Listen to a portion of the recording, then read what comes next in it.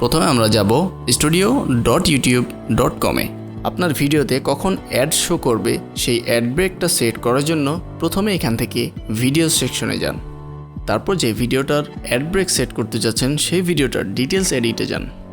এবার বাঁদিক থেকে মনিটাইজেশনে প্রেস করুন। আপনার ভিডিওটা যদি 10 মিনিট অথবা তার বেশি হয় তাহলেই আপনি ভিডিওর মাঝখানে অ্যাড ব্রেকগুলো ইউজ করতে পারবেন। এখানে দেখতে পাচ্ছেন ডিউরিং ভিডিওর অপশনটা এনাবল করে দেওয়া হয়েছে। আপনি এবার প্লেস ম্যানুয়ালিতে ক্লিক করুন। এখান থেকে আপনি আপনার অ্যাড ব্রেকগুলো অ্যাড অথবা রিমুভ করতে পারবেন। সবগুলোকে একসাথে রিসেট করার জন্য প্লেস অটোমেটিকে ক্লিক করুন। এবার এই ট্র্যাক থেকে ম্যানুয়ালি আপনি অ্যাড ব্রেকগুলোর পজিশন চেঞ্জ করতে পারবেন।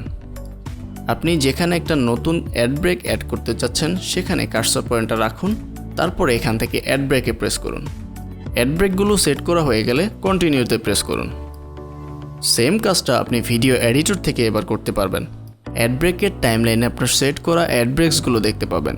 যদি আপনি যে কোনো একটা অ্যাড ব্রেকে ক্লিক করেন তাহলে আপনি একটু আগে অ্যাড ব্রেকের যে অপশনগুলো দেখেছেন সবগুলো এখানে পেয়ে যাবেন। এখান থেকেও চাইলে আপনি অ্যাড ব্রেকগুলো অ্যাড করতে পারেন অথবা রিমুভ করতে পারেন।